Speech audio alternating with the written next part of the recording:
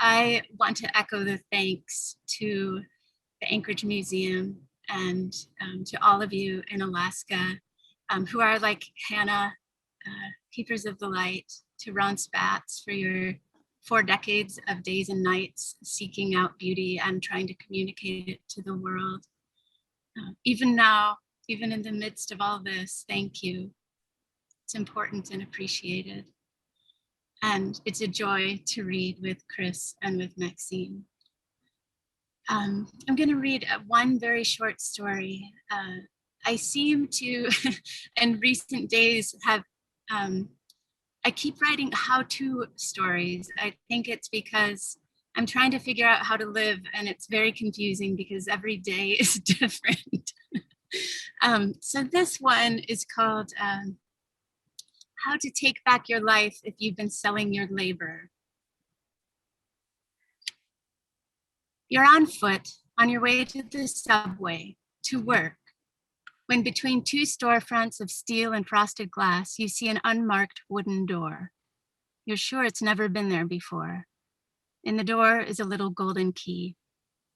You slow your steps, glancing around, while the march of financiers continues at full speed around you, their beautiful dark coats flapping behind them like wings. You're running a few minutes behind yourself and have a full day already stacked up at your desk. You don't know how much longer you can survive this job, but regular decent pay is such a necessary, if not blessed thing. The offer had seemed like so much when you accepted the position. Now somehow the lesson that had once seemed like what had once seemed like great bounty turns out to be a trap you can't afford to escape. It burns you. Whether it is the heat of anger or heat of shame, you couldn't say. On this morning, however, you step aside out of the rush of innovators and entrepreneurs, every one of them vying for the near mythic prominence that comes from a perfect union of ownership and management, audacity and competitive cunning, dominance and wealth. You touch the door with your fingertips. The wood is old, as smooth as polished stone. You always knew you'd come across an unmarked door like this. You'd read about them in stories of a certain kind.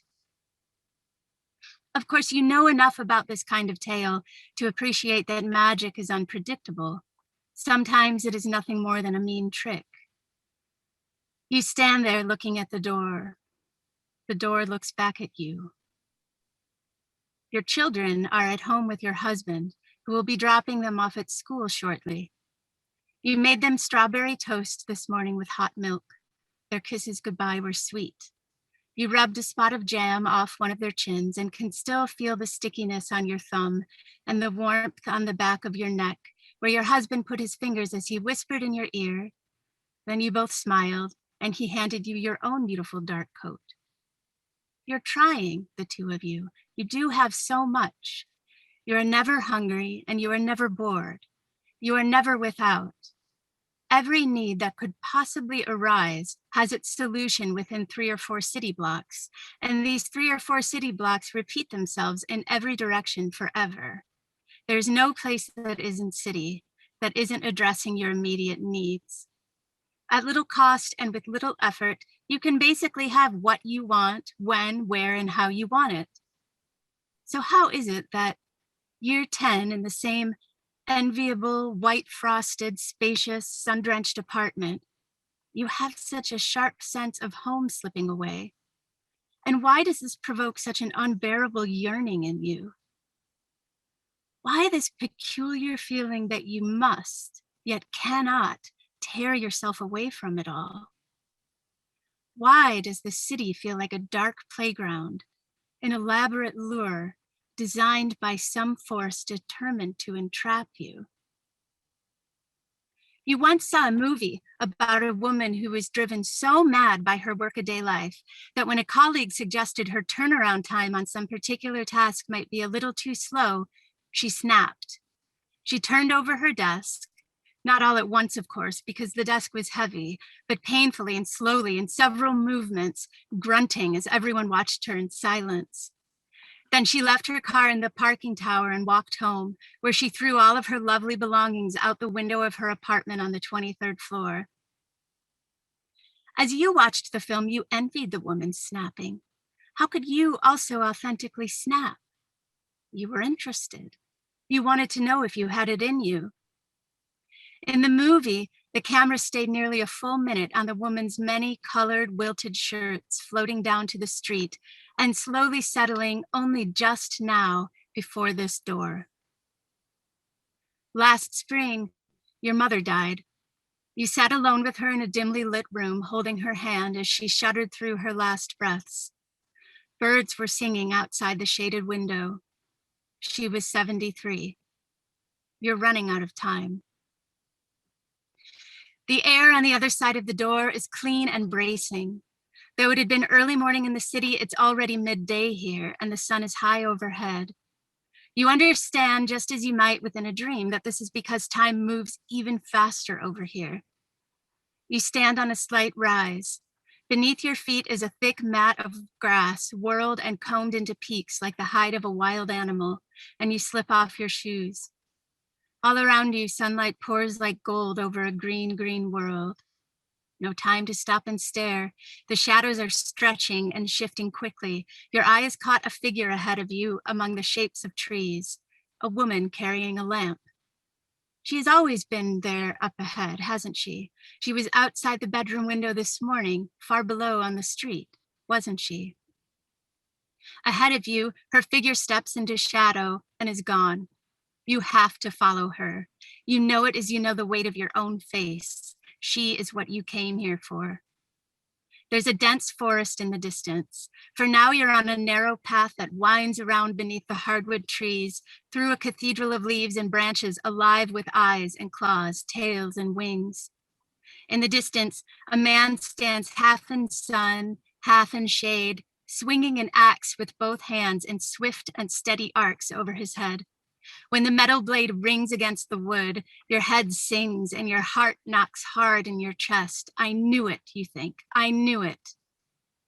A circle of children in bright clothing, tossing a golden ball. An old woman at a well, her hair tied up around a polished bone, her sinewy arms hauling in a full leather bucket. An even older man up to his elbows in black earth, scooping up potatoes, smooth as eggs, into a little sack beside him. Beneath a knotted apple tree, a fermented perfume of fruit mashed beneath your feet brings you back, further back in time, even as the sun reaches its zenith and begins coming down again across the other side of the sky. Late afternoon already.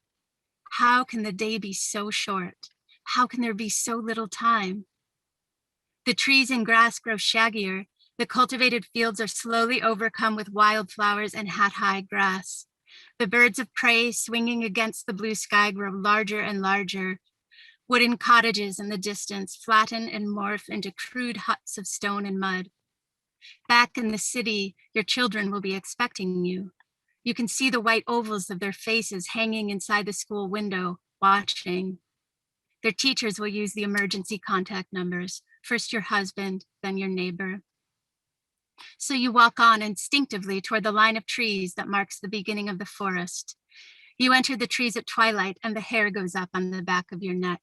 There has never been anyone to ask for directions or instructions, and there isn't now. The green-black leaves whisper and breathe around and above you. Beneath your bare feet, the earth, its needles and fine twigs and dissolving lace of dead leaves, has the thickness and spring, you imagine, of a giant animal tongue. The creatures seem to recognize you. A fox blinking in its den, a skeletal insect with its long legs folded neatly behind it, the veins of mineral glitter in a giant stone, a shrike that pauses on a branch, tips its head and looks you in the eye. Everyone in there is in on something except for you, and they all know you don't know it. You feel a fool. You want to protest. I am from a city not of my own making, you tell them all. In this city, no one else is in on it anymore either. Who would have told me? How could I have known? They shake their heads and tisk. They line up and look at you. Every day you live in that city, you are making it, they say. How many doors have been presented to you? And only now, when you are desperate and almost out of time, have you passed through one? Is that purity of heart? Was I supposed to be pure of heart, you ask? Yes, they say, you were supposed to be pure of heart. And am I really out of time? Pretty much. How long do I have? Until dawn. And then what? And then what? They all say together and repeat it again and again. And then what? And then what? And then what? Until it becomes the mocking call of a shrieking bird, and they all disappear, taking their places in the dark. Evening falls completely over and around you. The woods are damp and cool. Mushrooms rise up and open like tiny umbrellas around your ankles. The pale yellow petals of little forest flowers close up like hands in prayer. The stars are taking their positions, and the moon washes the leaves and vines of the forest floor in runny, milky light. Something screeches from deep within the woods, and you feel them before you hear them. Hooves. Horses, pulling the dome of night overhead, dragging another morning in behind them. You walk briskly, and the air is so crisp that your hair whistles in the wind. You see a glimmer in the trees ahead, the lamp, the lady. The moon is arching overhead fast. You can tell by the way the shadows of the heart-shaped leaves are spinning. There, in a little clearing before you, is something half cave, half home, and a space cut out among the trees that is exactly the shape of your apartment in the city. The figure with the lamp has gone inside. There is only one makeshift window, now shattered with a circle of wood pocked with holes, through which you can see. Inside, cobwebs tent the corners where the ceiling meets the walls. The whole place is of sticks, stone, and mud. The woman inside is now greeting her children. One of them holds up a necklace of seeds. The other points to the fire where game birds are turning over the coals. A man steps before the fire and takes the woman up in his arms, frightening her, and they all laugh.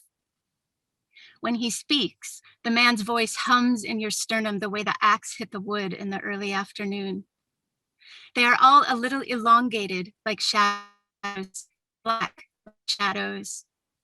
The woman takes a bundle of cloth the size of a fist out of her dress and opens it on a little table by the fire. They all bend over it. The man puts his hand on the woman's back. Together, the children say, "Ooh." They all stand up a little straighter in its presence. You yourself briefly feel a sense of ease and well-being. You feel momentarily erased. Oh, you think, that's what it's like. Then the feeling is gone.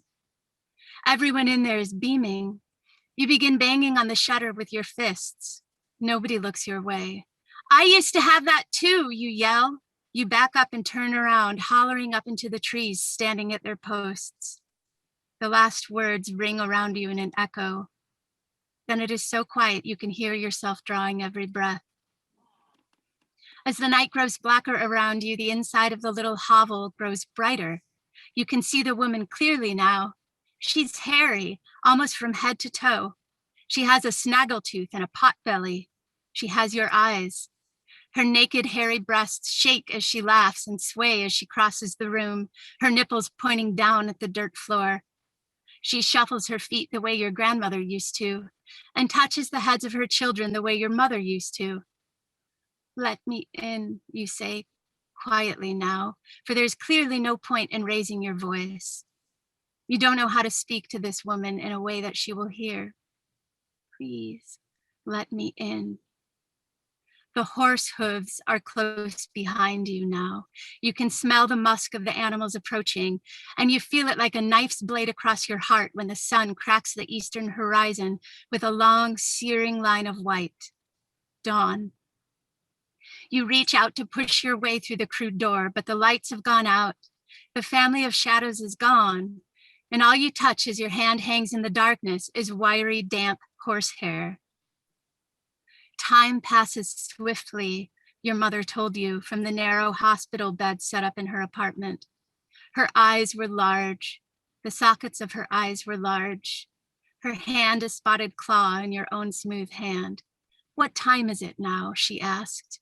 She was always asking. Almost 11, you say. The window beside her bed was black. Almost 11, she said. And what time is it now? Thank you.